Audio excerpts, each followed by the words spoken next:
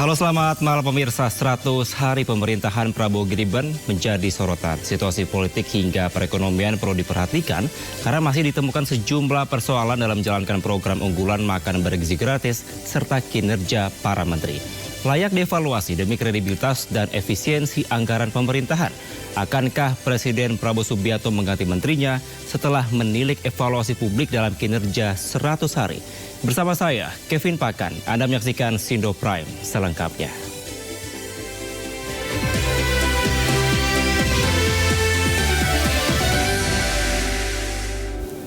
Kita awal informasi pertama. Pemirsa, kemacetan parah terjadi di tol Jagorawi arah Jakarta. Bahkan mobil sudah masuk ke jalur darurat. Tampak antrean kendaraan yang mengular, laju kendaraan juga hanya sekitar 10 km per jam. Hujan yang mengguyur juga menambah panjang kemacetan. Sementara itu arus sebaliknya terpantau ramai lancar. Kepadatan terjadi akibat ada pekerjaan pelebaran jalan di bahu tol. Hal ini menyebabkan tol Jagorawi, Ciawi, kilometer 44, Bogor, kilometer 42, dan kawasan Gunung Putri, kilometer 20, hingga kilometer 19 arah Jakarta mengalami kepadatan. Kepadatan juga terjadi di rest area kilometer 21. Bahkan kendaraan yang memasuki rest area tidak mendapatkan kantong parkir.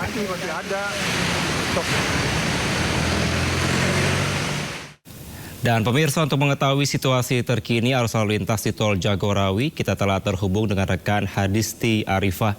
Selamat malam Hadisti, apakah kemacetan masih terjadi di sana?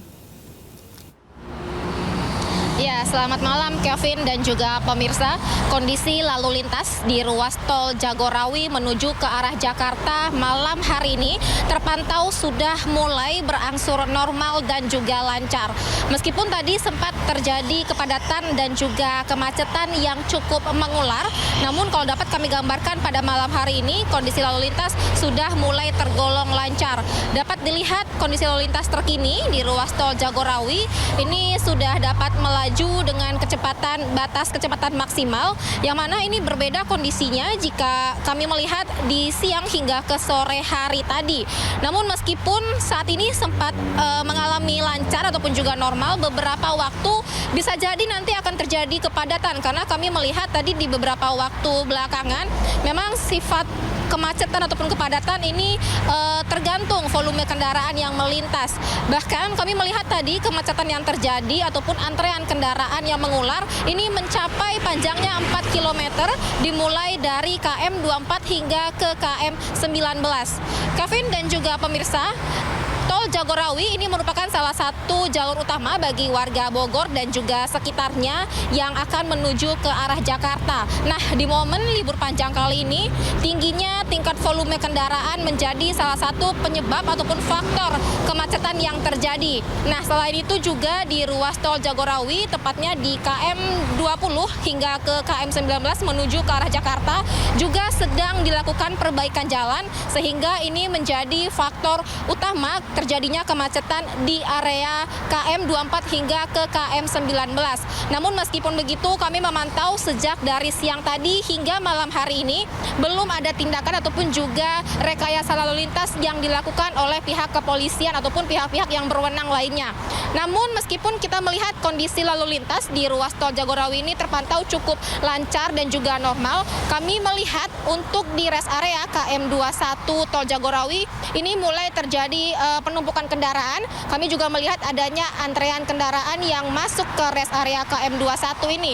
Bahkan kendaraan-kendaraan yang mampir untuk beristirahat ini tidak mendapatkan kantung parkir sehingga banyak sekali kendaraan yang terpaksa harus parkir di lahan-lahan yang bukan merupakan lahan parkir. Kevin, demikian. Baik, terima kasih Hadisi melaporkan langsung dari tol Jagorawi, Bogor, Jawa Barat. Selamat kembali bertugas. Kita ke informasi selanjutnya pemirsa, banyak lubang di jalan tol Cipali yang membuat banyak kendaraan rusak dan viral di media sosial. Pihak pengelola segera melakukan perbaikan dan meminta maaf atas kerusakan jalan tersebut.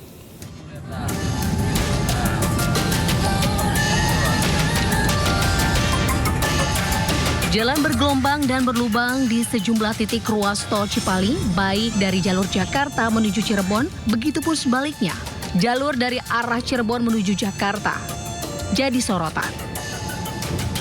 Viral di media sosial, kendaraan yang tengah melaju di tol Cipali dengan mengabadikan momen perjalanan, tiba-tiba saja alami pecah ban. Insiden tersebut terekam kamera pengendara. Bagi pengendara lain diimbau untuk lebih waspada jika ada rencana melewati ruas tol Cipali. Untuk diameter lubang berbeda-beda, mulai dari 10 cm hingga 1 meter, dengan kedalaman mencapai 10 cm. Bahayanya, kondisi tersebut berdampak buruk pada kendaraan dan kenyamanan bagi pengendara. Tak sedikit kendaraan rusak akibat lubang dan jalan yang rusak di tol Cipali yang viral di media sosial baru-baru ini. Pihak pengelola menyampaikan minta maaf atas insiden yang terjadi dan curah hujan serta mobilitas yang tinggi menjadi salah satu faktor penyebab jalan rusak. Saat ini jalan tol Cipali banyak yang berlubang sama bergelombang. Jadi kalau untuk mobil yang lagi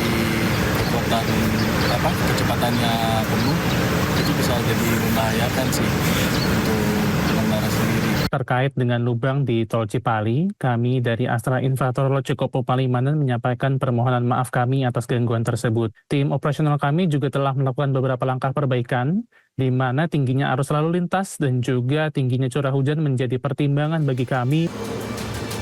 Sebagai bentuk pertanggungjawaban atas ketidaknyamanan yang terjadi, pihak pengelola menyampaikan silakan menghubungi pihak terkait untuk mengklaim bagi para pengendara yang alami kerusakan yang disebabkan melintas di tol Cipali. Dari Subang, Jawa Barat, Yudi Heriawan, Juanda, Ayus melaporkan. Kemacetan kendaraan hingga 8 km terjadi di kawasan wisata Anyer, Cilegon, Banten. Sementara kemacetan saat libur panjang juga masih terjadi di jalur wisata Puncak, tepatnya di kawasan Simpang Gadok.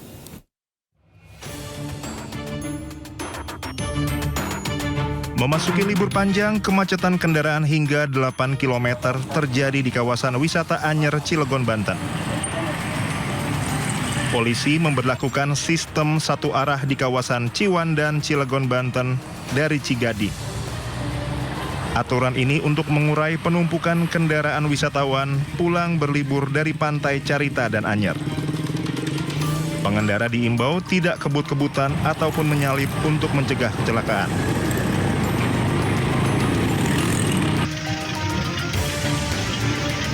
Sementara kemacetan saat libur panjang juga terjadi di jalur wisata menuju Puncak Bogor, Jawa Barat, tepatnya di kawasan Simpang Gadok. Polisi masih menerapkan rekayasa lalu lintas, yaitu sistem ganjil genap dan sistem satu arah. Tercatat sekitar 10.000 kendaraan melintas di jalur Puncak. Kemacetan menuju kawasan Puncak diprediksi terus terjadi hingga Rabu besok. Tim Liputan iNews melaporkan. Arus lalu lintas dari arah Jakarta menuju kawasan Puncak Bogor, Jawa Barat mengalami penurunan volume kendaraan. Petugas memberlakukan rekayasa lalu lintas dengan sistem satu arah. Masa libur akhir pekan Isra Miraj dan juga cuti bersama Tahun Baru Imlek, volume kendaraan dari arah Jakarta menuju Puncak mengalami penurunan. Satuan Lantas Polres Bogor memberlakukan rekayasa lalu lintas dari arah Puncak menuju Jakarta. Pemberlakuan sistem satu arah ini mulai pukul 12.30 waktu Indonesia Barat. Diprediksi arus balik wisata masa cuti bersama akan dimulai pada Rabu besok. Ada 200.000 kendaraan lebih yang akan kembali ke Jakarta pada hari Rabu besok.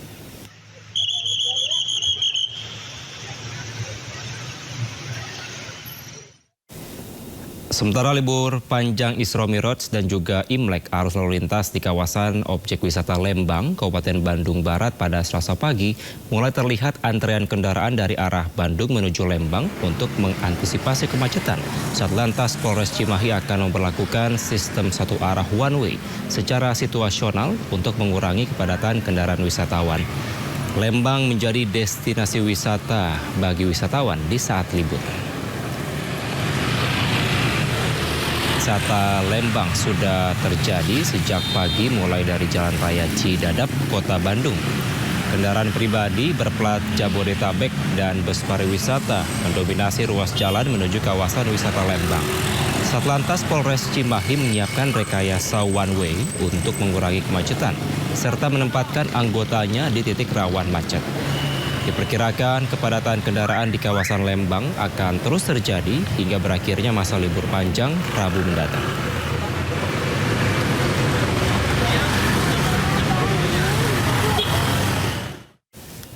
Libur panjang peringatan Isra Miraj dan juga Imlek kawasan wisata Malioboro dipadati ribuan pengunjung. Selain menikmati suasana kota Jogja, para wisatawan juga berburu aneka oleh-oleh sehingga pendapatan para pedagang terus Malioboro meningkat 2 kali lipat. Kawasan Malioboro masih menjadi favorit para wisatawan dari luar daerah untuk menghabiskan masa libur panjang peringatan Isra Miraj dan juga Imlek tahun 2025.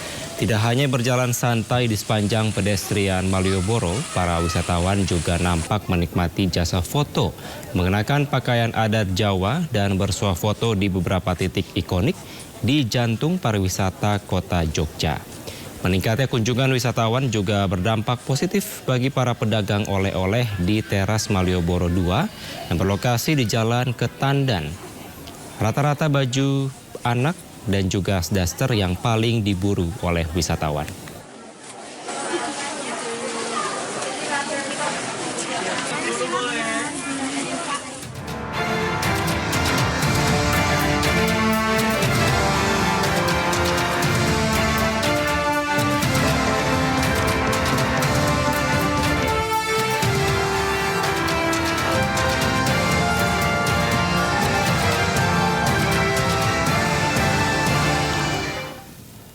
Pemirsa, pemerintahan Presiden Prabowo Subianto dan Wakil Presiden Gibran Rakabuming Raka tepat menginjak 100 hari pada hari ini. Sejak dilantik, Presiden mencanangkan 8 misi yang ingin diwujudkan dan dikenal sebagai Asta Cita.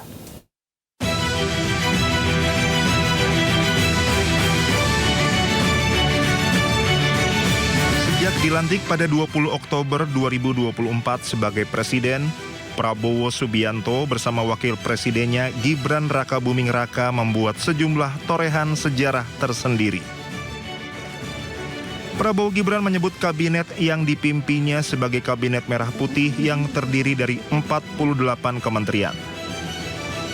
Total jajaran kabinet ada 112 orang yang terdiri dari 7 Menko, 41 Menteri, dan 52 Wakil Menteri, serta 12 pejabat setingkat menteri seperti Panglima TNI, Kepala BIN, Kapolri, dan Jaksa Agung.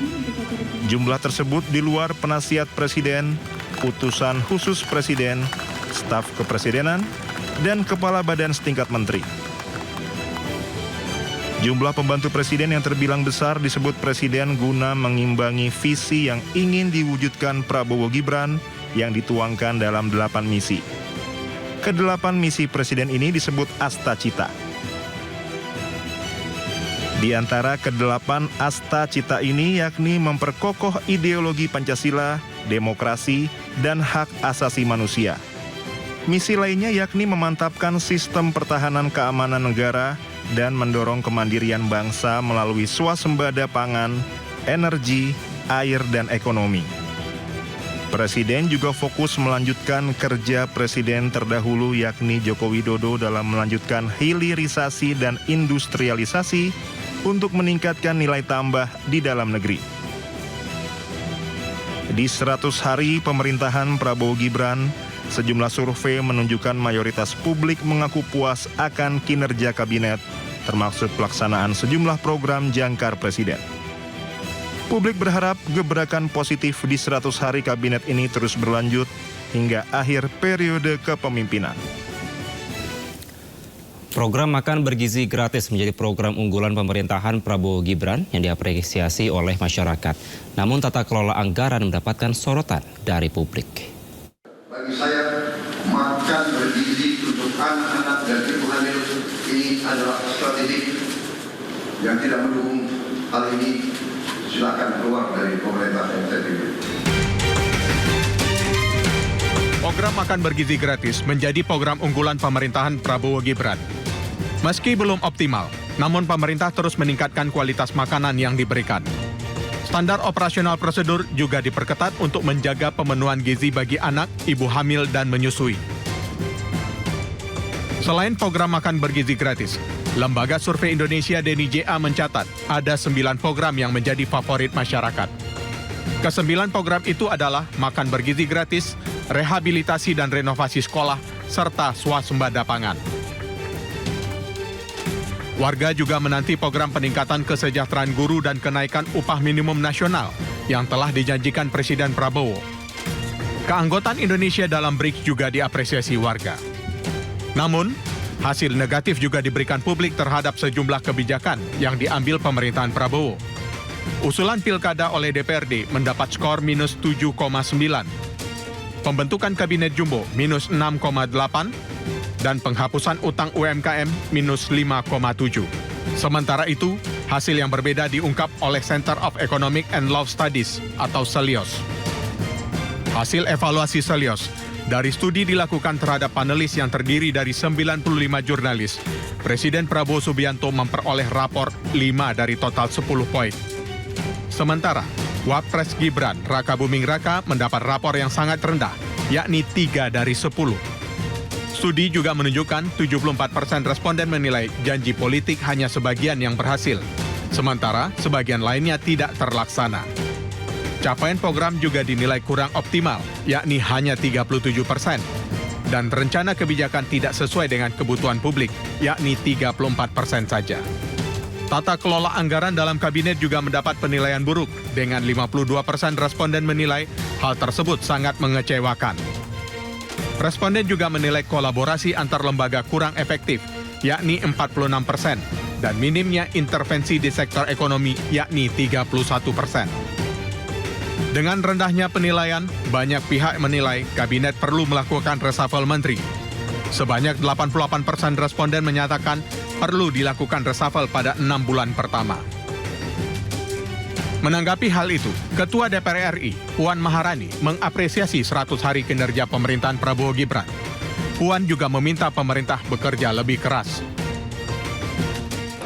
Apresiasi kepada pemerintahan Pak Prabowo yang walaupun masih belum 100 hari sudah alhamdulillah mendapatkan apresiasi dari masyarakat.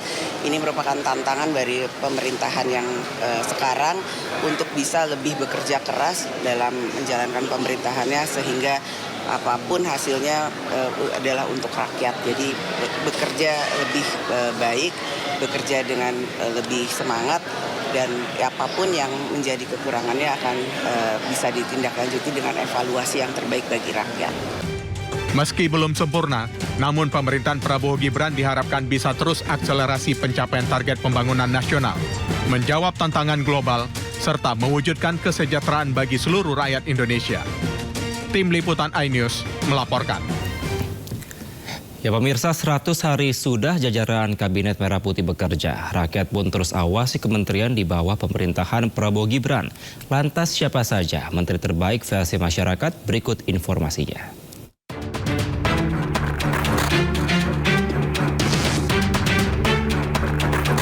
Jajaran Kabinet Merah Putih telah genap bekerja selama 100 hari. Sejumlah pencapaian hingga catatan ditorehkan oleh kementerian di bawah pemerintahan Prabowo Gibran. Sejumlah survei mencatat ada 5 menteri yang dinilai memiliki kinerja terbaik selama menjabat. Survei indikator politik mencatat Menteri BUMN Erick Thohir menduduki peringkat pertama sebagai menteri dengan kinerja terbaik. Menteri Keuangan Sri Mulyani menduduki peringkat kedua. Sementara Agus Harimurti Yudhoyono sebagai Menko Bidang Infrastruktur dan Pembangunan Kewilayahan. Menteri Agama Nasaruddin Umar menempati posisi kedua. Keberhasilannya menurunkan biaya haji dan peningkatan kuota haji menjadi sorotan. Kemudian di peringkat kelima ada Teddy Indrawijaya yang menjabat sebagai Sekretaris Kabinet. Sementara Lembaga Center of Economic and Law Studies CELIOS mencatat Menteri Agama Nasaruddin Umar sebagai menteri dengan kinerja terbaik. Sementara di posisi kedua ditempati oleh Menteri Komunikasi dan Digital Mutia Hafid. Mutia dinilai sigap tangani judi online. Posisi ketiga ditempati oleh Menteri Pendidikan Dasar dan Menengah Abdul Muti. Menteri Kesehatan Budi Gunadi Sadikin menduduki peringkat keempat. Rakyat menanti kebijakan tes kesehatan gratis di hari ulang tahun. Di posisi kelima ada Menteri Ketenagakerjaan Yassi Erli. 100 hari waktu yang singkat untuk menilai keberhasilan jajaran Kabinet Merah Putih. Rakyat terus menanti konsistensi para menteri dalam membangun negeri. Tim Liputan iNews melaporkan. Menanggapi tentang 100 hari kinerjanya, Presiden Prabowo Subianto mengatakan dirinya tidak pernah bekerja dengan target ratusan hari. Namun Prabowo mengapresiasi kinerja para menteri dan wakil menterinya dalam melayani rakyat. Hal ini disampaikan Presiden saat memimpin rapat sidang Kabinet Paripurna 22 Januari lalu. Walaupun sebetulnya saya tidak pernah bekerja dengan target ratusan hari atau bulanan, tapi bagaimanapun itu merupakan suatu tonggak, suatu tahap yang kita selesaikan, dan untuk itu saya kira secara objektif kita boleh bangga bahwa kita telah menunjukkan suatu hasil yang menuju kepada sasaran-sasaran kita. Saya apresiasi kerja saudara-saudara sekalian. Saya merasakan dan saya menilai kabinet kita sekarang bekerja sebagai satu tim. Saya merasakan ada suatu kekompakan, suatu kerjasama yang baik. Di sana sini tentunya masih harus kita perbaiki, itu wajar ya. Tetapi yang saya rasakan adalah semua menteri, semua wakil menteri punya keinginan yang sangat keras untuk memberi hasil kepada rakyat. Itu yang saya rasakan, dan saya ingin mengucapkan terima kasih kepada saudara sekalian. Demikianlah yang diharapkan rakyat kita. Kita berada di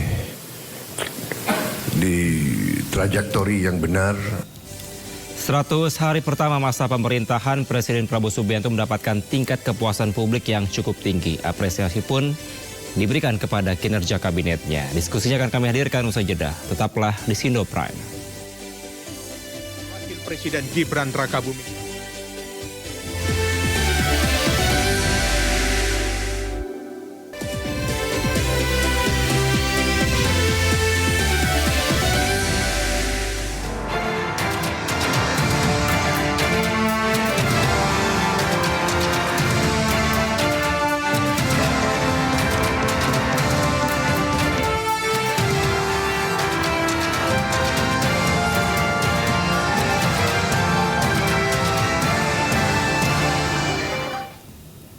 Pemirsa, pemerintahan Prabowo Gibran resmi memasuki 100 hari masa kerja pada hari ini.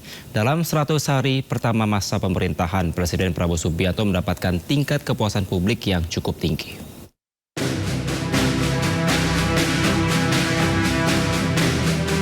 Hari ini, 28 Januari 2025, pemerintahan Presiden Prabowo Subianto dan Wakil Presiden Gibran Rakabuming Raka genap 100 hari memimpin Indonesia.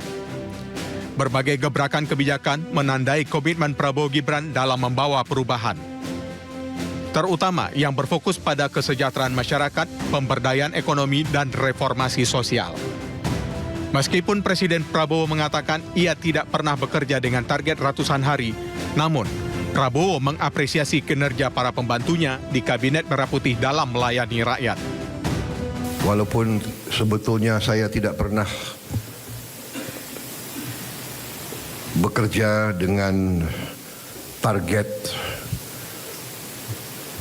ratusan hari atau bulanan, tapi bagaimanapun itu merupakan suatu tonggak, suatu tahap yang kita selesaikan, dan untuk itu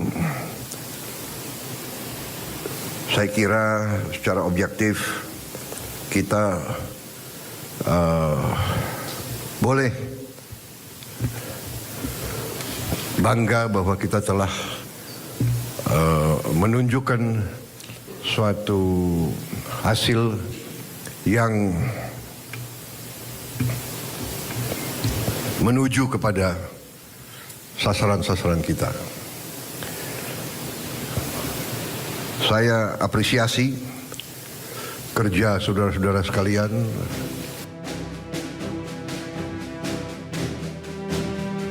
Prabowo mengakui masih banyak kinerja yang harus diperbaiki.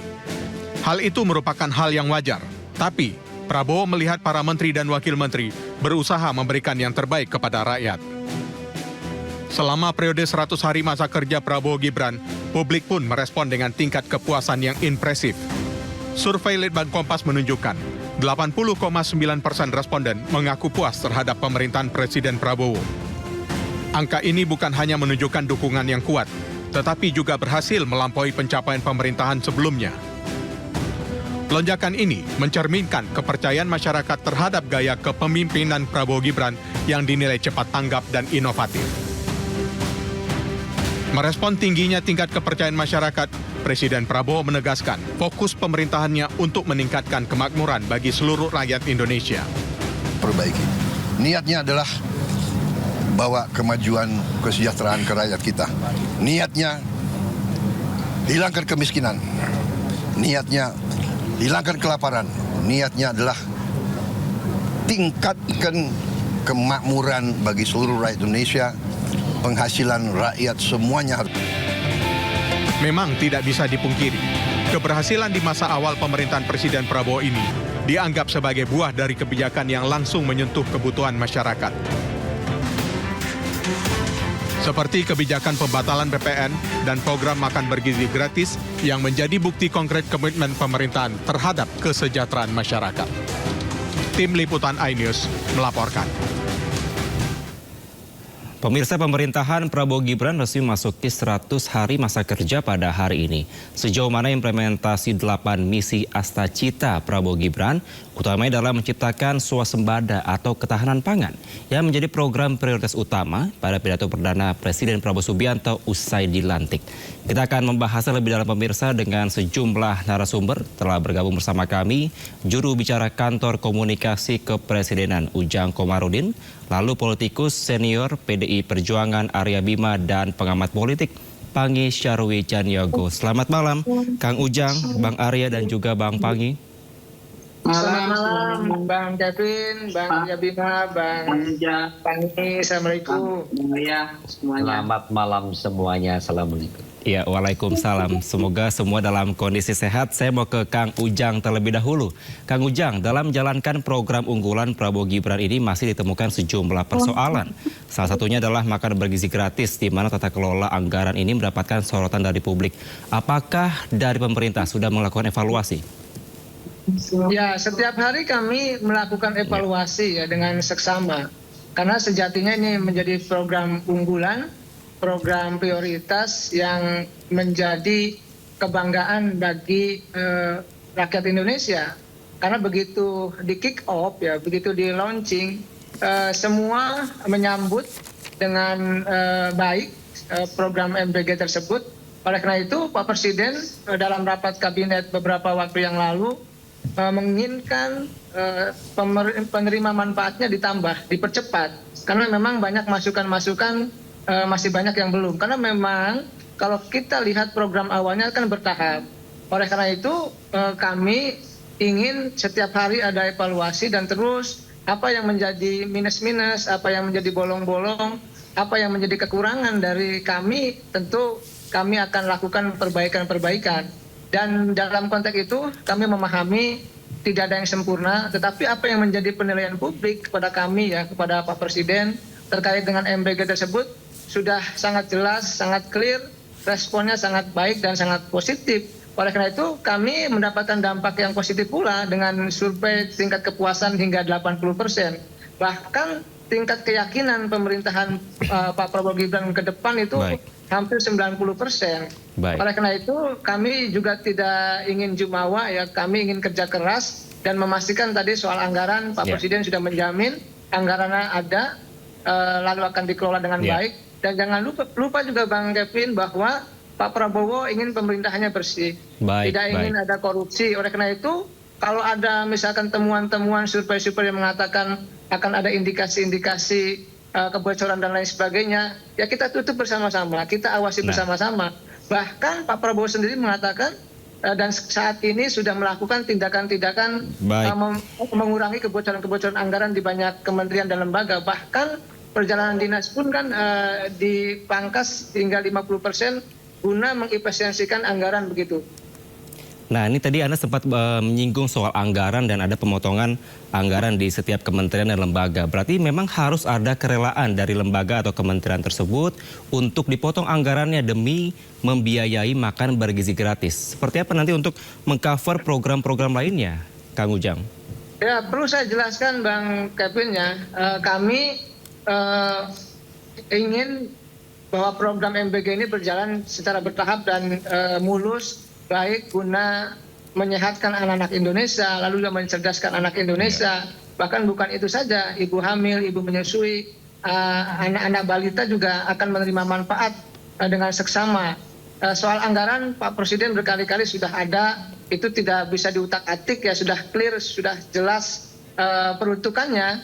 Jadi dalam konteks itu ke depan yang paling penting adalah bagaimana memperbanyak penerima manfaat dari MBG tersebut. Karena banyak yang memberi masukan kepada Pak Presiden, kepada kami juga bahwa kenapa yang lain belum menerima gitu. Itu karena memang programnya sangat baik, sangat bagus, sangat direspon positif, maka keinginan anak-anak yang belum mendapat itu harus dipercepat, ingin dipercepat, kira-kira seperti itu Bang David. Jadi sekali lagi kami ingin menjelaskan bahwa apa yang menjadi program Pak Presiden khususnya MBG ini betul-betul kita akan eksekusi secara bertahap dan bahkan mudah-mudahan insya Allah kita akan percepat sehingga anak-anak Indonesia bisa merasakan pembangunan, bisa merasakan makan bergizi gratis guna membangun Indonesia atau generasi emas Indonesia 2045. Baik. Saya mau ke Bang Panggi. Bang Panggi, kalau melihat dari program prioritas dari makan bergizi gratis ini juga mendapatkan sorotan dari publik terkait dengan tata kelola anggaran dan juga ini belum merata ternyata untuk distribusi makanan di seluruh anak di Indonesia. Anda melihat dan mengkritisi sebenarnya seperti apa Bang Panggi? Iya Bang Kevin, pertama tentu saja ini program yang langsung menyasar langsung kepada masyarakat ya. Tidak banyak habis di perjalanan dinas, kegiatan-kegiatan pelatihan dan banyak habis untuk gaji-gaji yang kemudian yang tidak langsung berefek langsung kepada masyarakat. Itulah mengapa kemudian ini kan bukan asumsi persepsi ya, tapi KPI-nya kan hasil survei ya di Kompas maupun indikator itu menunjukkan 100 hari itu tingkat kepuasan approval rating Pak Presiden yang terpilih. Dan ini level confidence-nya paling besar, paling tinggi sepanjang Indonesia ada. Gitu. Jadi 100 hari sudah 80%. Kalau hasil survei ini, kita kan hanya bisa nanti melihat pembanding hasil survei, tapi kan nggak kelihatan jauh beda. Ini baru 100 hari. Nah, apa sebenarnya masalahnya hari ini? Programnya bagus, langsung menyasar kepada masyarakat kecil, dengan konsekuensi pengurangan anggaran pada perjalanan dinas, pada anggaran-anggaran pemerintah, ada transfer ke daerah sekarang hanya 50 triliun, termasuk ke kementerian ada 200 triliun, lembaga negara dan seterusnya. Artinya ikat pinggang yang kuat dari Pak Prabowo, bahkan Pak Prabowo siap anggaran 50%-nya dihilangkan, termasuk kunjungan ke luar negeri dan seterusnya, itu dihabisi. Itu happy sekali. Ini adalah angin segar, kabar gembira bagi masyarakat bahwa ada program, tapi pada sama ada persoalan defisit anggaran, kekurangan anggaran. Nah, sepertinya BPJS juga seperti itu kemarin. Udah banyak list-list penyakit yang dikurangi, tinggal hanya list penyakit yang sekarat aja nggak diobati BPJS.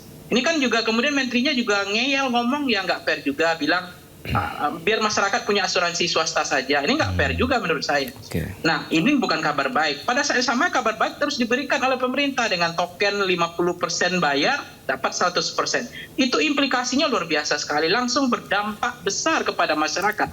Termasuk kemarin ada medical check up. Kemudian ada 3 juta rumah yang mau disiapkan. Ada makan siang gratis hari ini, meskipun makan siang gratis ini belum merata, informasinya tidak berimbang, banyak yang tidak tahu kemana mereka supaya dapat informasi makan siang gratis ini. Banyak yang mencari. Meskipun ada yang lucu-lucu, misalnya yang makan daging ternyata yang dimakan lengkuas gitu. Itu kan juga lucu ya. Tetapi ini kan sebenarnya tingkat kepuasan appropriating atau level confident tidak terlepas dari masalah ini jeroan serala rakyat gitu. Jadi langsung berdampak masyarakat. Nah, menurut saya Pak Prabowo hari ini tinggal bilang kepada semua yang ada di negara ini termasuk menteri adalah defisit ini gimana caranya? Artinya harus carikan anggarannya. Pak Prabowo kan sering bilang bocor. Bocornya di mana sekarang? Nah, kejaksaan disuruh cari uang lagi, KPK suruh lagi cari uang. Termasuk ke kepolisian di mana bocor anggaran. Terutama adalah tidak hanya Pak Prabowo sangat luar biasa kan swasembada pangan ya. Luar biasa sekali. Tapi ada satu lagi yang terlupa oleh Pak Prabowo, yaitu swasembada energi. Energi ini banyak kemudian sumber daya alam kita ya termasuk adalah tambang itu bocor. Jadi jangan kamu kemudian ini sangat bagus. Jangan sampai saya juga nggak setuju tuh anggaran misalnya ini sangat apresiasi 12% nggak jadi naik hanya khusus wabil khusus barang-barang mewah itu bagus. Kenapa? Jangan sampai karena defisit anggaran uang nggak ada kemudian berburu di kebun binatang lagi ambil lagi pajak rakyat yang lagi susah. Nah makanya saya sangat apresiasi. Terima kasih pemerintah nggak jadi menaikkan yang 12% khusus hanya barang mewah saja. Karena itu berburu di kebun binatang, itu enak sekali itu kerjanya kementerian begitu-gitu. Sekarang mana yang bocor itu, Pak Prabowo sering bilang bocor, kejar itu. Terutama adalah swasembada energi, pangan. Suruh kementerian-kementerian yang terlibat, BUMN, ESDM, cari duit. Karena program ini bagus. Pak Prabowo adalah punya pembantu presiden yang namanya menteri. Bertanggung jawab untuk menyukseskan program janji kerja dari Pak Presiden. Karena dia bilang kan nggak ada visi menteri. Nah sekarang nggak ada menteri harus ngeluh. Cari duitnya nih, programnya udah bagus nih, tapi duitnya kurang. Nah sekarang selama ini yang saya lihat adalah bumi kekayaan alam itu hanya pasalnya hanya dikuasai, dimiliki oleh negara, ya kan? Tapi nggak dikuasai oleh negara. Itu yang menjadi tantangan hari ini. Nah, bumi air kekayaan alam dalam undang-undang konstitusi kita adalah bagaimana itu diambil oleh negara, kemudian didistribusikan dalam bentuk program-program yang luar biasa ini, supaya nggak ada lagi cerita defisit anggaran, tidak lagi BPJS mau dikurangi ini dan seterusnya. Ini yang penting. Sekarang kan begini persoalannya, kita ibaratnya punya kambing nih. Saya punya kambing, saya gembalakan kambing saya dari kecil. Tapi saya nggak pernah loh sebagai petani kambing menikmati kambing ini. Kenapa? Karena kambing itu saya jual. Yang justru yang menikmati kambing adalah yang tidak punya kambing. Gitu. Nah saya hanya sebagai yang mengembalakan kambing. Tapi saya tidak pernah menikmati sate kambing.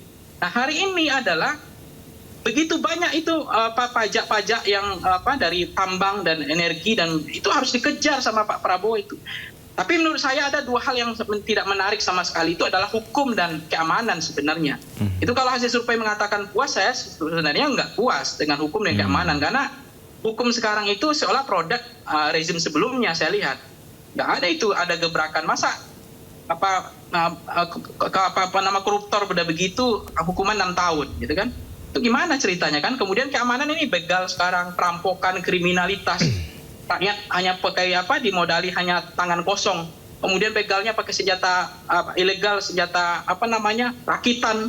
Kemudian rakyat ditembak, ngadu ke polsek nggak bisa ngurus karena harus ada surat dulu harus dipenuhi. Dan tiap hari mati orang, tiap hari orang senyum-senyum, orang bunuh orang masuk penjara. Tiap hari perampokan di mana-mana. Dan keamanan nggak ada lagi. Jadi ini yang juga tantangan bagi Pak Prabowo. Harapan saya berharap ada hukum positif yang progresif ke depan. Bahwa harus ada efek jerah nih terhadap kriminalitas. Geng-geng ini dulu nggak ada nih. Ini udah hama ini menurut saya. Dulu nggak ada nih, ditembak semua sama Petrus ini. Memang nggak demokratis, tapi aman. Ini jangankan begini, dia di negara-negara yang saya pernah kunjungi itu menyiram tanaman itu disiram bukan pagi karena ganggu lalu lintas. Dia nyiram jam 1 jam 2 malam, itu perempuan yang nyiram.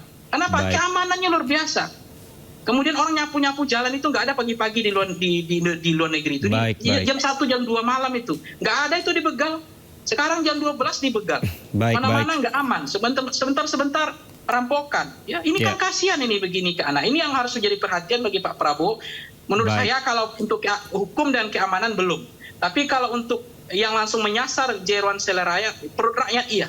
Kita inginnya dua hal. Perut ngomong bebas, perut kenyang. Kan itu sekarang yang dikejar. Bang Panggi, kami sudah mendapatkan poinnya, ada sejumlah hal yang menjadi perhatian Anda tadi terkait dengan defisit anggaran, defisit BPJS, kemudian tidak puas dengan hukum dan juga dari keamanan di saat ini. Saya mau ke Bang Arya nih, melihat Anda 100 hari dari kerja dari Prabowo Gibran, apakah setuju dengan pernyataan yang disampaikan tadi Bang Panggi?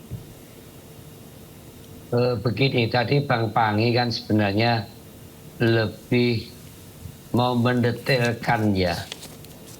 Kalau visi, misi kan diturunkan ke kebijakan. Kebijakan diturunkan ke program. Program diturunkan ke kegiatan. Yang kita bicarakan kegiatan sebenarnya. Kegiatan dari program pemerintah selama 100 hari itu apa? Dengan kabinet yang demikian gemuk kan begitu.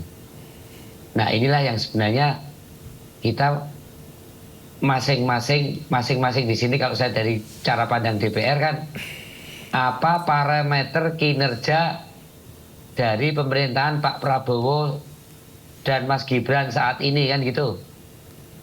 Nah tolok ukurnya ya dari masing-masing kementerian. Biasanya kita bikin roadmap kerja kementerian yang mau seperti apa supaya tidak punya visi misi sendiri. Nah tadi disebutkan bahwa arahnya itu apa, ya, parameternya tadi disebutkan bahwa arahnya itu adalah pemerintahan Pak Prabowo ini dalam bidang ilmu ke depan itu seperti apa, kesejahteraan tadi misalnya. Kesejahteraan itu rakyat kan sederhana bacanya, Mas Ujang dan Bang Pangi. Sejahtera, rakyat sejahtera rakyat sejahtera itu gampang. Pengeluarannya berkurang, pendapatannya naik, udah. Kalau dompetnya makin tebal dan pengeluarannya menurun, itu sejahtera. Kalau pengeluarannya naik, pendapatannya menurun, itu nggak sejahtera dari cara pandang ekonomi. Nah inilah yang kemudian Pak Prabowo banyak hal-hal yang menyangkut program-program yang sebenarnya ini adalah program-program sosial. Program-program sosial seperti tadi, makan gizi gratis, ketahanan pangan, pendidikan, kesehatan, akan ditambah lagi 3 juta rumah gratis. Yang sifatnya tis ini kan ada buntutnya. Ada buntutnya dalam artian pasti akan berdampak pada APBN.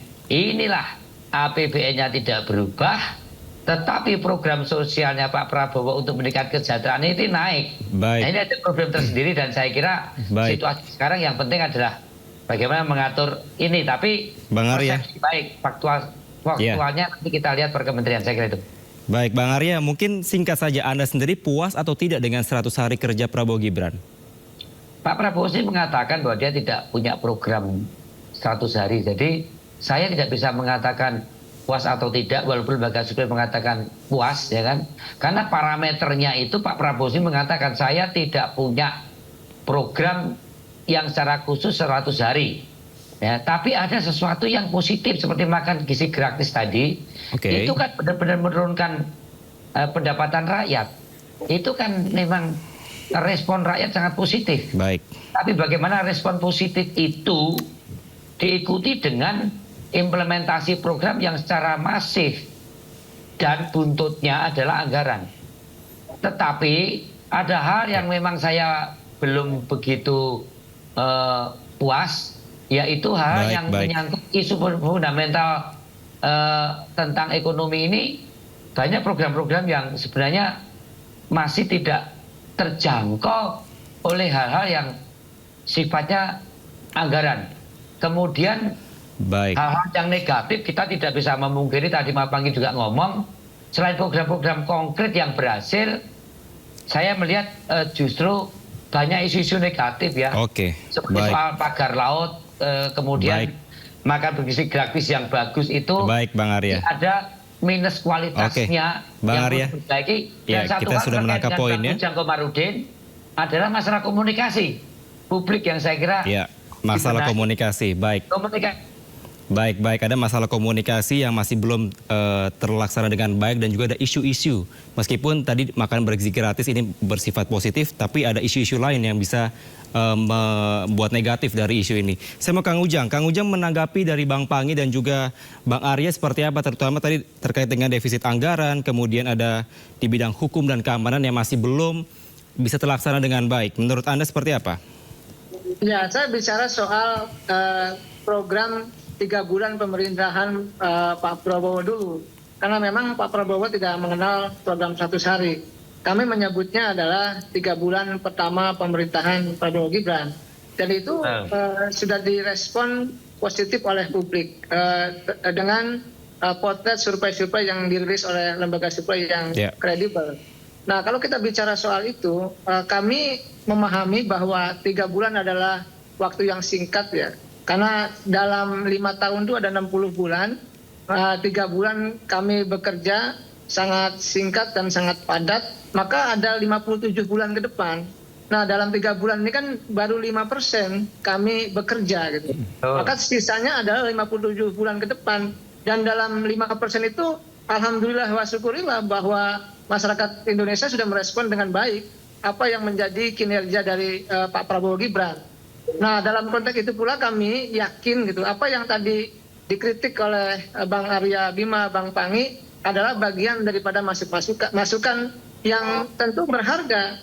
Tetapi jangan lupa juga bahwa kami bekerja keras, bahkan para menteri, kami juga para jubir itu tidur ya 3-4 jam setiap hari untuk memastikan, untuk mengawal program-program yang menjadi program prioritas dari Bapak Presiden.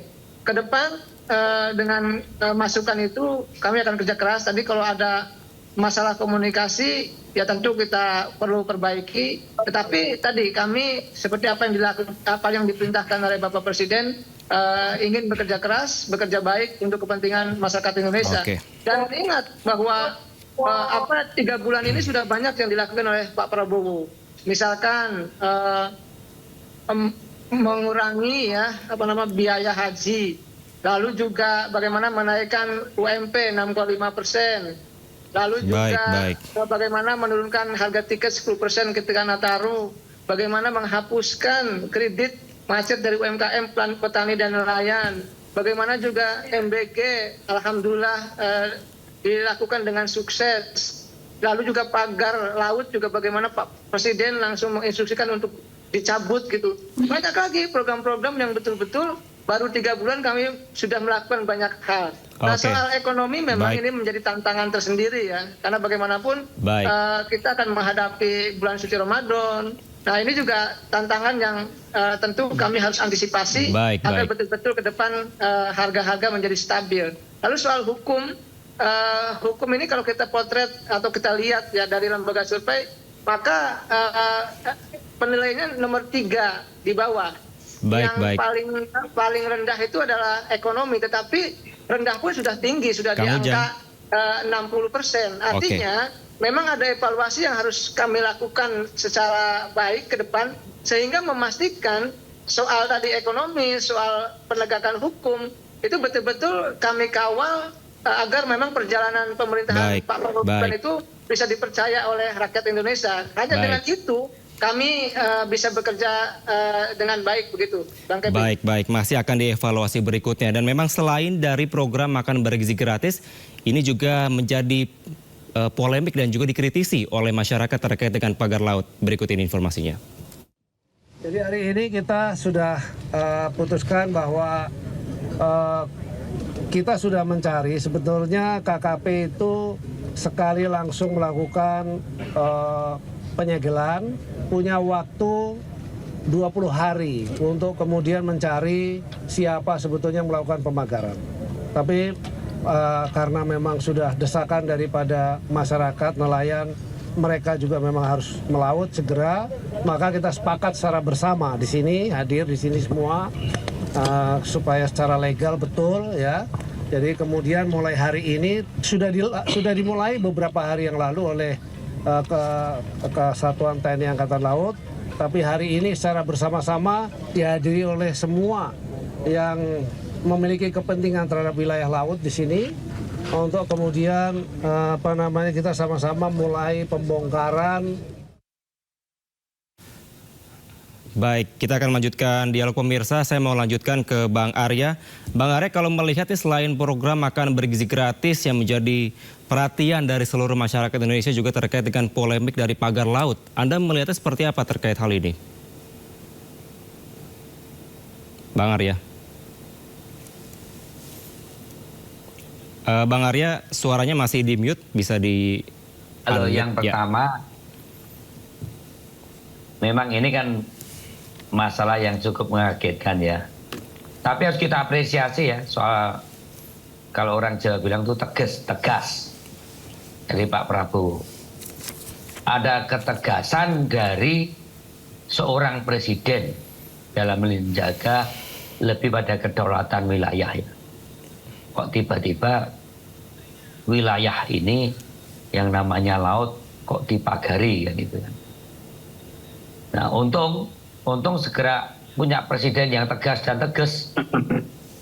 Nah, kalau tidak, itu kementerian antar sektoral itu bingung itu satu dengan yang lainnya. Saya lihat ya, untuk mensikapi ketegasan itu antar kementerian saja mengalami beda cara pandang atau beda perspektifnya ya.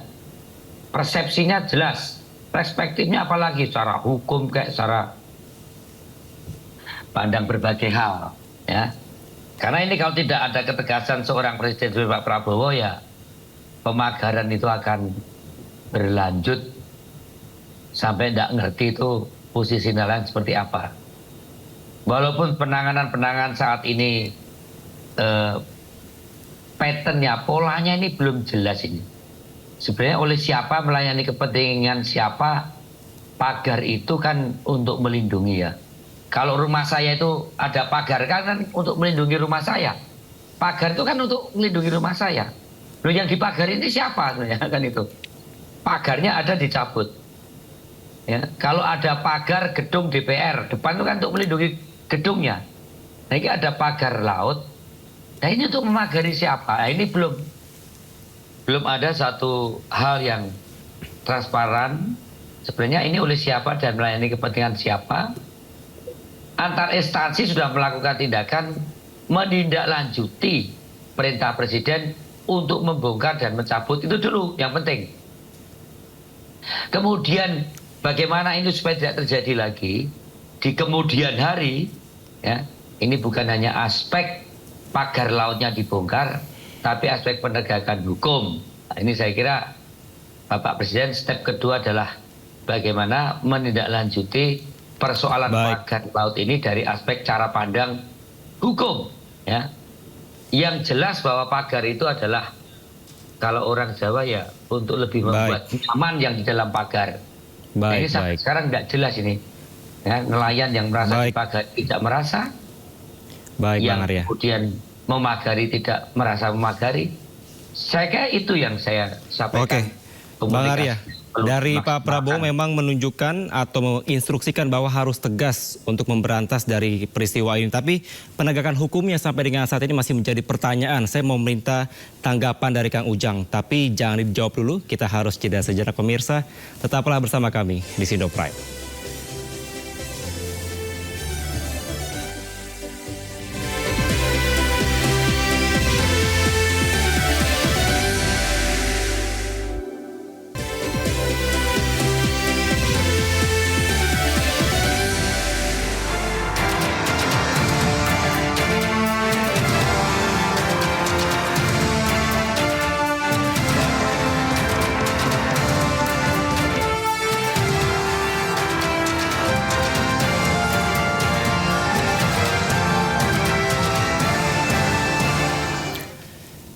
Ya pemirsa, kita akan melanjutkan dialog 100 hari kerja Prabowo Gibran. Saya akan bertanya kepada Kang Ujang terkait dengan pagar laut, polemik pagar laut ini penegakan hukumnya sampai dengan saat ini sebenarnya seperti apa? Karena terkesannya lama untuk menetapkan siapa pemilik dari pagar laut itu.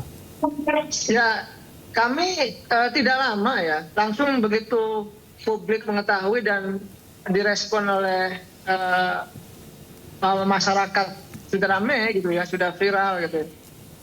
Kami pemerintah khususnya Pak Prabowo langsung menginstruksikan untuk mencabut. Tetapi kan memang ada aturan-aturan yang harus diselesaikan. Artinya mencabut dari hak guna bangunan. Menteri ATR kan sudah tidak mencabut itu gitu. Lalu juga Angkatan Laut juga sudah mengeksekusi itu.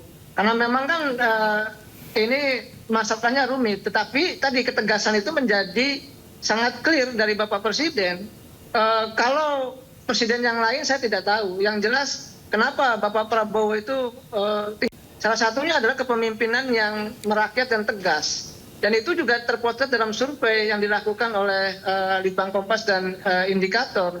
Jadi dengan ketegasan itu sangat clear, sangat jelas, berefek positif yang baik bagi pemerintah.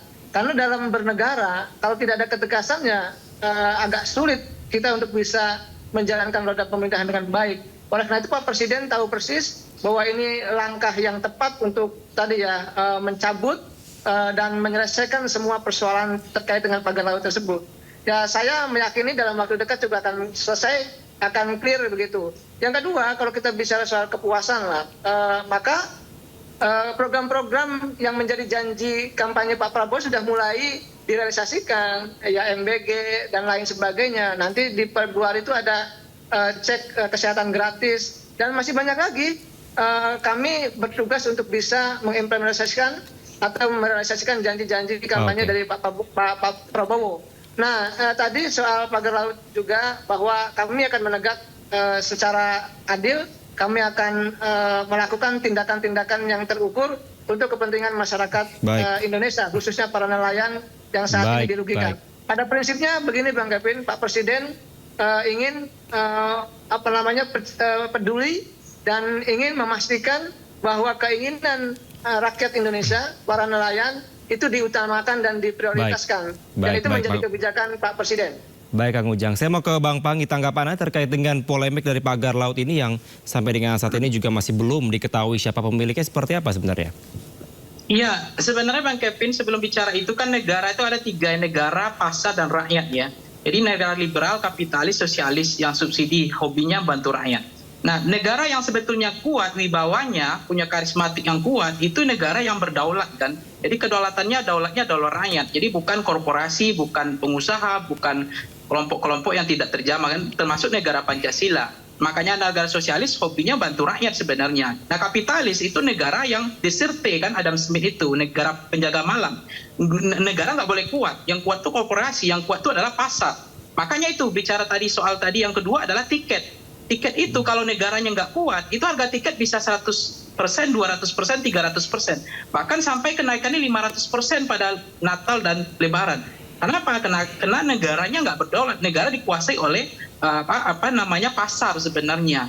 Harga yang tidak terkontrol oleh negara. Nah, meskinya Pak Prabowo besok karena ini adalah negara yang berdaulat, kuat dibanding pasar, rakyat yang berdaulat, negaranya kuat, ya nggak boleh tiket itu naik lebih dari 100%.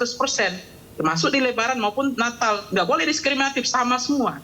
Nah, ini adalah ciri-ciri negara yang cukup kuat, termasuk soal pagar ini. Pagar ini siapapun orangnya, harus mestinya memang Pak Prabowo nggak melihat ini siapapun, mau korporasi, mau naga, mau harimau, mau apa. Ini negara berdaulat gitu, nggak boleh magar-magar laut tanpa aturan yang jelas. Termasuk PDIP kita apresiasi juga nih Bang Arya, ijazah yang ketahan di Jawa Barat. Dirembes oleh PDIP, kan ini menarik program-program seperti ini. Ijazah yang ditahan karena lulus nggak sempat bayar. Termasuk besok itu banyak istri-istri ibu yang mau melahirkan nggak ada uang, ketahan, nggak bisa keluar dari rumah sakit. Ini juga bisa menjadi program penting bagi pemerintah ke depan. Nah, bicara yang terakhir adalah tadi ada tiket, tadi ada haji. Haji misalnya itu juga menjadi hal penting karena banyak yang nggak bisa berangkat, mundur karena nggak sanggup bayarnya. Nah, sehingga dengan adanya hari ini bantuan dari 80 juta menjadi 50 juta, itu sebenarnya sangat populis menurut saya. Sampai uangnya itu Bang Arya bilang, ini tis ini gimana defisitnya anggaran nanti. Nah, itu yang hari ini menteri-menteri ini jangan habis uang mereka. Kita kan pusing ini lihat menteri juga tingkah laku hari ini, totet-totet di jalan terus kan. Nah, ini sibuk dengan providernya, sibuk dengan ajudannya, sibuk dengan seremonialnya. Ya. Baik. Kemana-mana kita hari ini karena menteri terlalu banyak, gemuk ini besar juga jumlahnya hari ini. Jalan penuh dengan totet-totet ini, pusing juga kita. Jadi ini juga akhirnya menteri tidak berguna juga nih. Makanya hari ini jangan totet-totet aja menterinya. Cari anggarannya nih, bantu Presiden Prabowo mewujudkan janji politik kampanye politiknya. Saya persilakan kepada dari tiket, haji termasuk pagar laut itu adalah kedaulatan negara. Negara semua. Baik. Langsung. Kang Ujang silakan menanggapi pernyataan dari Bang Panggi. Ya, tentu saya bersyukur ya kalau ada akademisi, ada pengamat, ada politisi seperti Bang Panggi, Bang Arya Bima, ya tadi mensupport ya apa yang dilakukan oleh Bapak Presiden. Karena sejatinya apa yang baik dari kami, dari pemerintah masih didukung oleh seluruh komponen bangsa. Apa yang menjadi minus-minus, kekurangan, kebolongan dari kami, tentu itu yang harus dikritik dan menjadi evaluasi bagi kami semua. Ya, 3 bulan ini waktu yang singkat dan awal, dan kami sudah memberikan fondasi yang cukup kuat untuk memastikan menata Indonesia dalam 57 bulan ke depan. Oleh karena itu, fondasi kepercayaan, kepuasan yang tinggi dari publik, dari masyarakat, ditambah juga dengan keyakinan yang begitu tinggi juga, hampir 90%, ini kan menjadi modal dasar bagi Pak Prabowo, bagi kami semua, pemerintah, untuk memastikan bahwa ritme kerja ke depan secara bertahap, apa yang menjadi janji kampanye beliau, itu akan kita eksekusi satu demi satu, tahap demi tahap. Kami yakin semuanya akan kita kelola, kita manage dengan baik. Oleh karena itu, tadi penilaian 3 bulan ini menjadi penilaian yang sangat penting yang untuk sebagai langkah awal bahwa kami bekerja untuk lebih giat lagi, lebih keras lagi untuk memastikan rakyat Indonesia meningkat kesejahteraannya. Pak Prabowo mengatakan tadi ya di awal bagaimana kemiskinan harus dihilangkan, kebodohan juga kita harus minimalisir, lalu juga yang stunting juga ya harus dikurangi. Inilah sebenarnya hal yang penting dari Bapak Presiden yang kita cukup bangga punya presiden yang tegas, yang merakyat, yang di awal-awal ini kebijakan-kebijakannya bisa dieksekusi dengan cepat. Tantangannya memang tidak mudah, tidak ringan, 3 bulan ini, bahkan 57 bulan ke depan. Tetapi kami yakin dengan kerja ikhlas, kerja keras, seluruh komponen bangsa, jika kami kompak, pemerintah kompak dengan rakyatnya, maka tidak ada yang tidak mungkin. Kami meyakini dukungan publik, dukungan masyarakat itu menjadi penting untuk bisa memastikan kinerja kami bisa bekerja dengan baik dan lebih baik lagi. Hanya dengan kerja baik itulah tentu masyarakat akan menilai dengan objektif apa yang kami lakukan.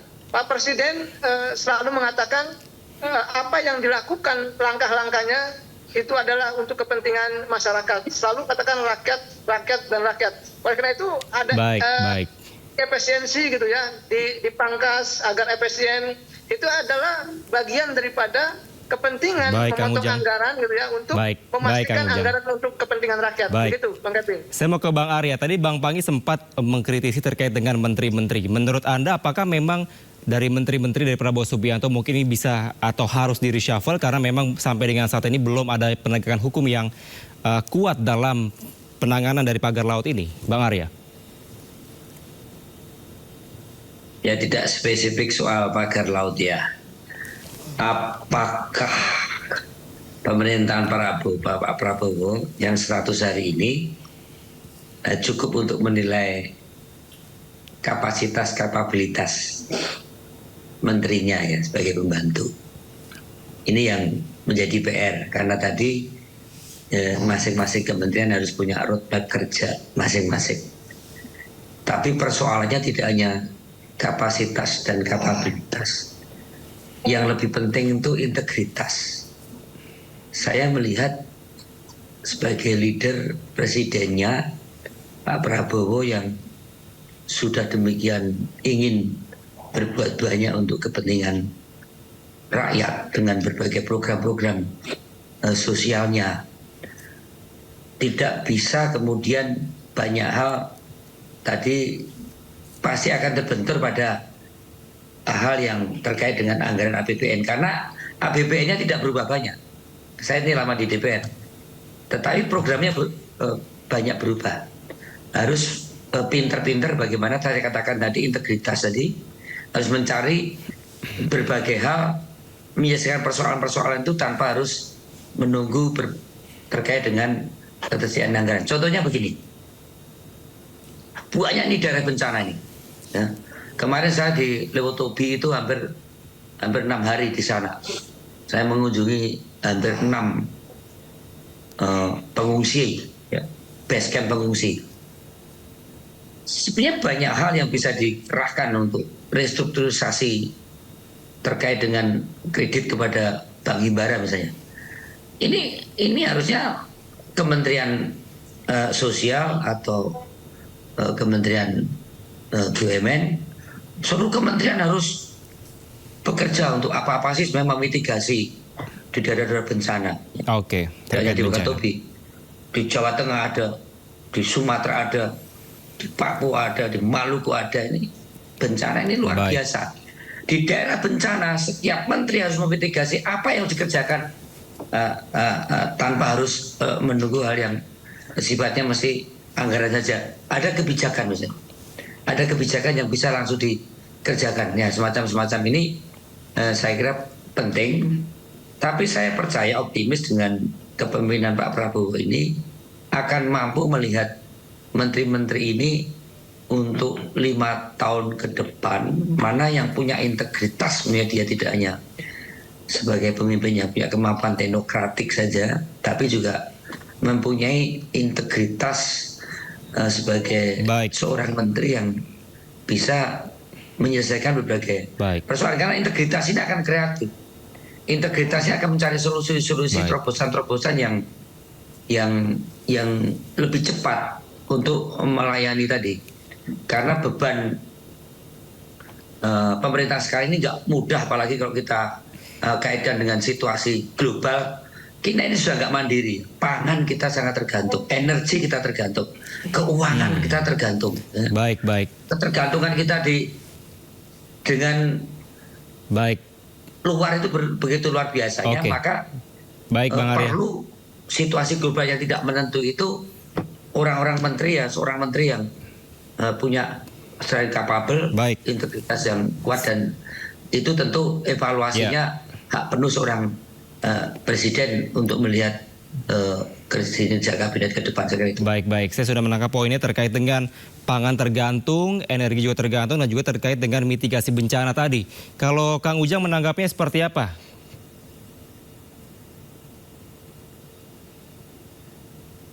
Kang Ujang.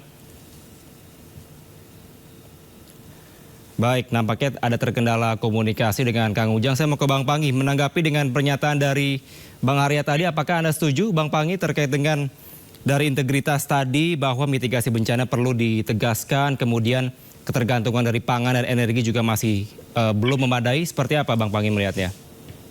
Iya, apa yang disampaikan Bang Arya, misal ketergantungan pada soal pangan, energi, dan termasuk keuangan, itu kan fakta hari ini. Jadi bagaimana sekarang hari ini kondisi termasuk kebutuhan soal bencana dan seterusnya. Jadi ini yang kemudian untuk menghadapi subsidi yang terjadi hari ini untuk keuangan negara yang defisit, itu harusnya adalah ketahanan energi, termasuk soal sektor tambang dan energi. Itu yang bisa menutupi sebenarnya kekurangan defisit anggaran kita, dicarikan dari pos itu dulu.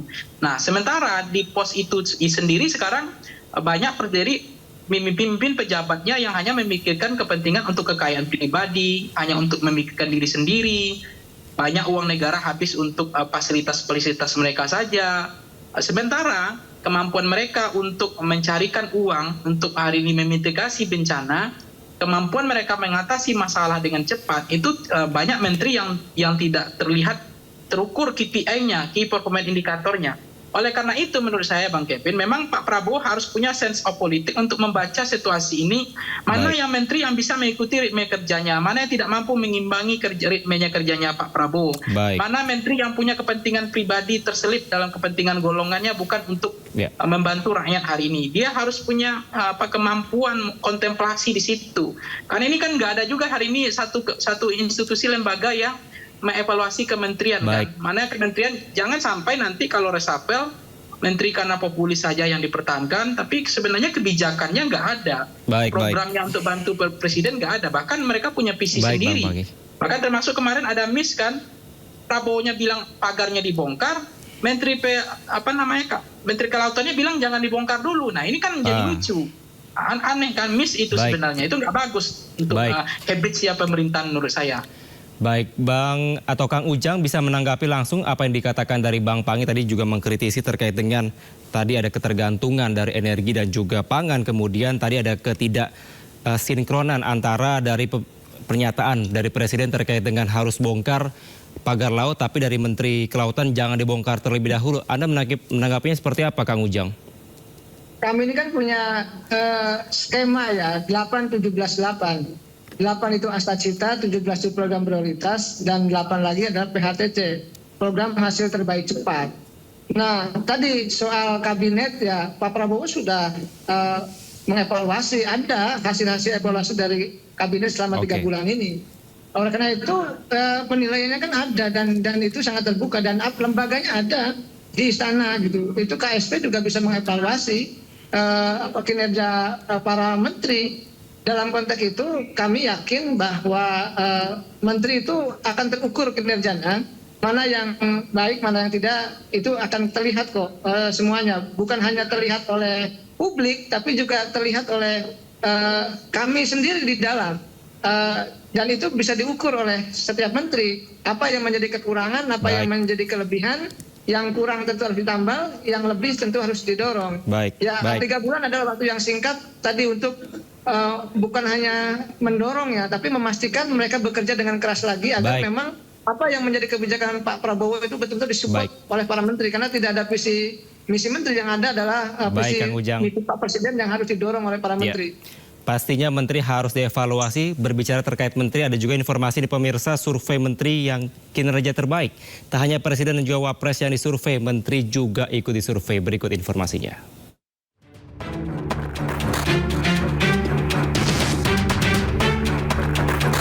Jajaran Kabinet Merah Putih telah genap bekerja selama 100 hari. Sejumlah pencapaian hingga catatan ditorehkan oleh kementerian di bawah pemerintahan Prabowo Gibran. Sejumlah survei mencatat ada 5 menteri yang dinilai memiliki kinerja terbaik selama menjabat. Survei indikator politik mencatat Menteri BUMN Erick Thohir menduduki peringkat pertama sebagai menteri dengan kinerja terbaik. Menteri Keuangan Sri Mulyani menduduki peringkat kedua. Sementara Agus Harimurti Yudhoyono sebagai Menko Bidang Infrastruktur dan Pembangunan Kewilayahan. Menteri Agama Nasaruddin Umar menempati posisi kedua. Berhasilannya menurunkan biaya haji dan peningkatan kuota haji menjadi sorotan. Kemudian di peringkat kelima ada Teddy Indrawijaya yang menjabat sebagai Sekretaris Kabinet. Sementara lembaga Center of Economic and Law Studies Serios mencatat Menteri Agama Nasaruddin Umar sebagai menteri dengan kinerja terbaik. Sementara di posisi kedua ditempati oleh Menteri Komunikasi dan Digital Mutia Hafid. Mutia dinilai sigap tangani judi online. Posisi ketiga ditempati oleh Menteri Pendidikan Dasar dan Menengah Abdul Muti.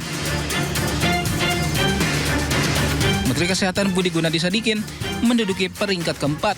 Rakyat menanti kebijakan tes kesehatan gratis di hari ulang tahun.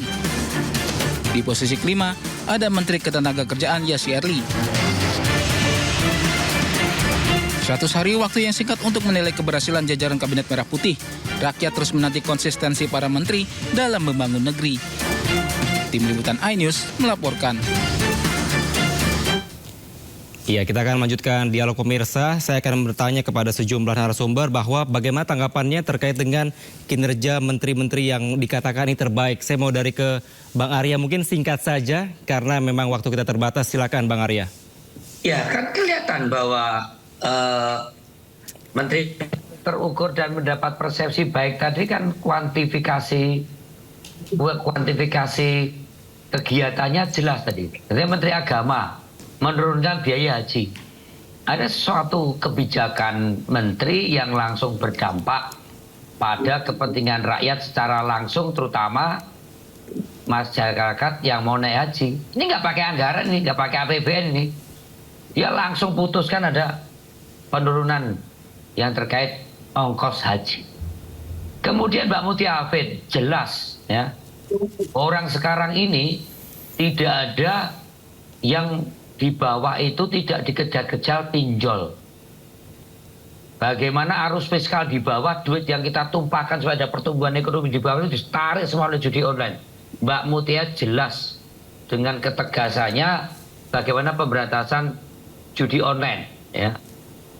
Ada satu yang nggak ngerti aku sikapnya ini. Hebatnya mungkin karena menarik orangnya ya kan, kalau belum tahu. Tapi ada hal-hal yang Pak Budi Gunadi itu banyak sekali itu memang dari dulu terobosan-terobosan di dunia kesehatan.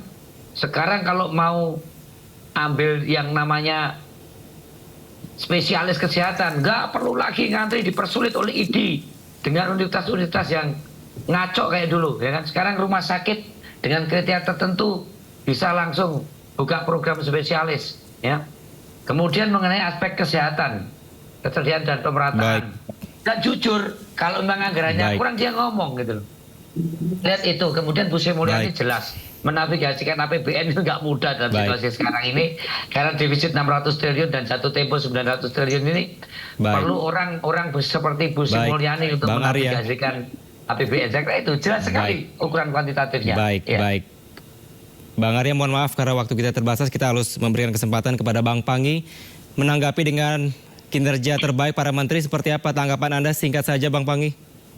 Iya, tentu saja ini bukan asumsi ya, persepsi, mungkin pikiran liar masyarakat, tetapi kan mungkin ada KPI-nya yang disampaikan Bang Arya tadi, Key Performance Indikatornya, seperti Muti Apit soal ketegasan dalam judi online, termasuk kemudian investasi bodong dan pinjol dan seterusnya. Kemudian cuma saya kurang mungkin saya agak kecewanya Budi Sadikin ini bilang subsidi BPJS ini list penyakit udah mulai dikurangi, minta masyarakat pakai asuransi swasta. Nah itu menurut saya nggak fair juga gitu. Tapi ada juga menteri itu pendidikan yang nggak pakai provider, nggak pakai totet di jalan. Itu senang juga saya menteri pendidikannya tuh. Jadi merakyat seperti menteri-menteri di Jepang, di negara-negara maju, nggak bebani kita di jalan, nggak buat pusing kita di jalan. Dan termasuk tadi yang dibilang ada menteri yang langsung berdampak kepada rakyat happy bisa haji tanpa harus mencari uang, minjam utang lagi untuk naik haji. Nah itu kan berdampak. Termasuk AHY ini kan sangat koordinasinya sangat bagus, saya lihat dia bekerja keras juga, kemana-mana ketemu, bertetap. Termasuk dia ketika memimpin ATR BPN, saya lihat tuh sertifikat tuh bagus elektronik itu sama beliau. Sekarang udah mulai agak kacau lagi gitu saya lihat. Itu lama lagi ngurus SHM, balik nama SHM aja lama sekarang. Termasuk mungkin Teddy, karena Teddy ini Bang Arya karena good looking aja Bang Arya. Ya mungkin karena good looking, ganteng ya, masyarakat Indonesia juga senang yang lihat ganteng yang good looking Bang Arya. Jadi puas dia Bang Arya. Jadi psikologisnya dia senang lihat orang-orang yang ganteng gagah mendampingi Pak Prabowo ini, mungkin sehingga puas. Kalau Muti Apit mungkin ya tadi udah sampaikan dan seterusnya. Baik. Terakhir saya mau ke Kang Ujang, tanggapannya terakhir seperti apa terkait dengan menteri-menteri yang ternyata tidak, tadi Bang Panggi tidak setuju Menteri Kesehatan tadi disampaikan. Tanggapan Anda, singkat saja. Yang pasti kami bersyukur ya ada menteri-menteri yang kinerjanya bagus, kinerjanya baik, dan ada menteri-menteri juga yang kurang perform. Tentu yang bagus tentu harus ditingkatkan, yang belum perform harus didorong agar bekerja lebih baik lagi. Kami ya sebagai jubir VCO tidak bisa menilai menteri, yang pasti kami katakanlah bagian daripada untuk memastikan kinerja menteri itu lebih baik lagi ke depan. Karena kami selalu koordinasi dengan kementerian lembaga hampir tiap hari untuk memastikan kinerja yang menjadi kebijakan dari Bapak Prabowo itu betul-betul dijalankan dengan baik. Ya terima kasih sekali lagi atas sambutannya yang luar biasa dari rakyat Indonesia. Pemerintahan Pak Prabowo Gibran dapat kepuasan yang tinggi, lalu menterinya juga dapat apresiasi yang bagus dari publik. Ini bagian daripada hal yang penting untuk memastikan semangat bagi pemerintah, semangat bagi kabinet agar bekerja lebih baik lagi untuk kepentingan masyarakat, bangsa dan negara. Kami yakin sesuai dengan keyakinan masyarakat hampir 90% Pak Prabowo bisa menuntaskan masalah-masalah yang ada di Republik ini. Mohon doa restunya dari seluruh rakyat Indonesia. Tadi menarik apa yang disampaikan oleh Bang Arya Bima, sangat yakin juga dengan Bapak Presiden. Saya yakin juga Bang Panggi juga yakin dengan kepemimpinan Pak Prabowo. Oleh karena itu tadi doa restu kami mohon agar kami bisa bekerja dengan baik. Baik Kang Ujang, tentunya kita akan terus mengawal proses dari pemerintahan Prabowo Gibran ke depannya, dan tadi poin-poin yang disampaikan dari Bang Arya, Bang Panggi terkait dengan hukum, keamanan, kesehatan dan juga lainnya dapat menjadi perhatian dari Kang Ujang sebagai juru bicara kepresiden di pihak pemerintah agar bisa mengawal pemerintahan ke depan bisa berjalan lebih baik dan juga demi kepentingan masyarakat. Terima kasih Kang Ujang, Bang Panggi dan juga Bang Arya telah bergabung bersama kami di Sido Prime. Salam sehat selalu. Bang Panggi.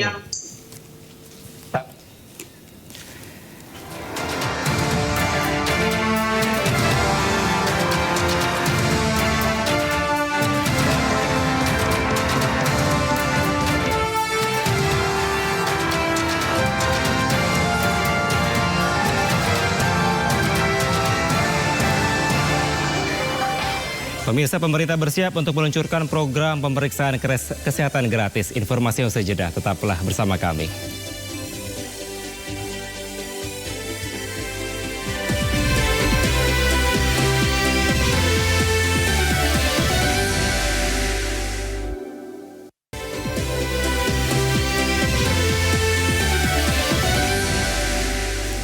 Pemirsa, sejak dilantik pada 20 Oktober lalu, Presiden Prabowo Subianto aktif bertemu dengan pemimpin negara lain untuk memperkuat hubungan bilateral dan juga multilateral.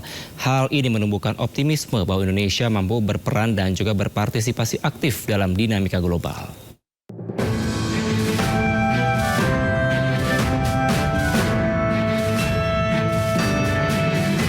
Indonesia telah memasuki era baru dalam politik luar negeri di bawah kepemimpinan Presiden ke-8 Prabowo Subianto. Sejak pemilihan Presiden 2024, Prabowo telah terlibat di luar negeri dengan para pemimpin asing dan menjadi salah satu Presiden Indonesia pertama yang memanfaatkan momentum selama masa transisi untuk memperkuat hubungan dengan mitra. Sementara Prabowo memulai lawatan pertamanya usai dilantik sebagai Presiden ke Tiongkok, kemudian dilanjutkan ke Amerika Serikat. Dengan menghormati undangan dari dua negara besar tersebut, Prabowo memahami psikologi kedua negara yang ingin menjadi sentral bagi semua negara. Prabowo dinilai tengah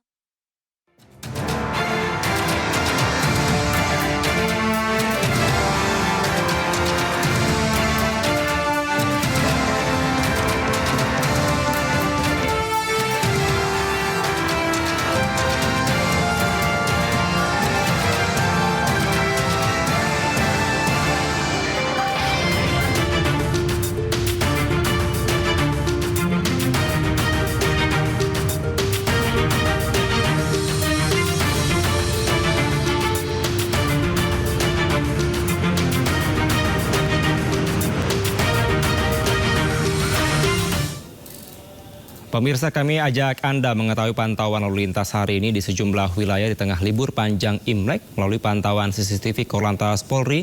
Kita akan bergabung dengan Brigadir Teslinda di studio NTMC Polri. Selamat malam, Brigadir Teslinda, silakan dengan laporan Anda. Ya baik, terima kasih Kevin dan pemirsa. Saya akan mengupdate informasi arus lalu lintas terkini melalui pantauan CCTV Korlantas Polri. Kita awali dari kawasan kilometer 57.600 rest area Karawang. Arus lalu lintas dari Cikampek yang akan mengarah ke Jakarta pada saat ini mengalami peningkatan volume kendaraan. Di sana terlihat dominasi kendaraan oleh kendaraan roda 4 yang akan kembali ke Jakarta setelah melaksanakan libur panjang ke arah Pulau Jawa. Untuk itu pemirsa, kami harapkan Anda untuk selalu menjaga batas kecepatan serta jaga jarak aman kendaraan Anda. Di arah sebaliknya yang akan mengarah ke arah Karawang dalam keadaan ramai lancar. Sampai saat ini tidak ada hambatan-hambatan yang terjadi di sana. Kita tinggalkan kilometer 57.600. Selanjutnya kita beralih ke traffic light, maksud kami exit tol Bekasi Barat. Arus lalu lintas di kawasan ini nampak dalam keadaan ramai lancar, namun arus lalu lintas dari arah Pekayon yang akan masuk gerbang tol Bekasi Barat saat ini mengalami peningkatan volume kendaraan, di mana kita lihat juga di sana antrian kendaraan lebih didominasi oleh kendaraan roda 4, kemudian di sana juga situasinya sedang hujan. Untuk itu kami harapkan bagi para pengguna jalan terutama roda 2 untuk selalu berhati-hati, tetap jaga batas kecepatan kendaraan Anda dalam kecepatan normal. Hal ini untuk menghindari terjadinya kecelakaan lalu lintas. Kemudian dari gerbang tol Bekasi Barat yang akan menuju ke Pekayon juga saat ini dalam keadaan ramai lancar. Dan kita tinggalkan exit tol Bekasi Barat. Selanjutnya kita pantau dari pos Pol Cisarua, Bogor, Jawa Barat. Arus lalu lintas dari arah Puncak yang akan mengarah ke Jakarta saat ini dalam keadaan ramai lancar. Di sana terlihat memang arus balik sudah terjadi dari arah Puncak yang akan mengarah ke Jakarta. Itu bisa kita lihat di sana padat. Peningkatan volume kendaraan berbeda dengan kendaraan di arah sebaliknya yang akan mengarah ke Puncak. di mana kendaraan dalam keadaan relatif lancar. Dan pemirsa, yang terakhir kita pantau dari Simpang Dago, Bandung, Jawa Barat. Arus lalu lintas daerah Pasteur yang akan mengarah ke Surapati saat ini dalam keadaan ramai lancar. Persendatan kendaraan terjadi di antrian trafik Laik dan dari Pasteur yang akan mengarah ke Surapati melalui flyover Pasopati juga dalam keadaan ramai lancar. Dari Juanda atas yang akan mengarah ke Juanda bawah juga dalam keadaan ramai lancar. Namun antisipasi dengan kegiatan masyarakat yang akan mengarah ke pusat-pusat kuliner di kawasan ini, di sana bisa kita saksikan juga adanya peningkatan volume kendaraan ke arah Surapati. Di sana terdapat pusat-pusat kuliner yang menjadi pengunjung memadati ke tempat wisata di sana. Untuk itu kami harapkan Anda tetap berhati-hati, jaga jarak aman kendaraan Anda, serta utamakan keselamatan dalam berkendara. Tentunya periksa kembali keadaan kendaraan Anda dalam keadaan layak jalan, Anda sendiri dalam keadaan sehat. Apabila Anda lelah selama melakukan perjalanan panjang, beristirahatlah sejenak di rest area yang sudah ditentukan. Hal ini untuk menghindari terjadinya kecelakaan lalu lintas di jalan, mengingat saat ini di beberapa ruas jalan di Indonesia saat ini sedang diguyur hujan. Untuk itu menjaga batas kecepatan dan kelaikan kendaraan Anda sangat dibutuhkan dalam menciptakan lalu lintas yang aman dan juga lancar. Bagi Anda yang akan mengupdate informasi-informasi seputar arus lalu lintas terkini, kami siap melayani Anda di 15669 ataupun melalui SMS Center kami di 1500. Maksud kami di SMS Center kami di 9119. Demikian Brigadir Treslinda melaporkan langsung dari studio NTMC Polri. Kevin, kembali ke Anda, silakan. Terima kasih Brigadir Treslinda atas laporannya. Selamat kembali bertugas. Salam presisi.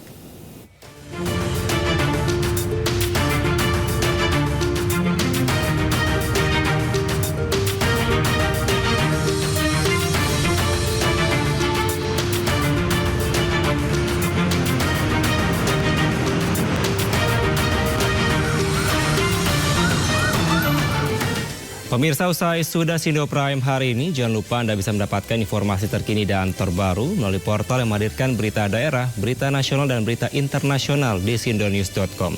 Saya Kevin Pakan, pamit undur diri. Terima kasih, sampai jumpa.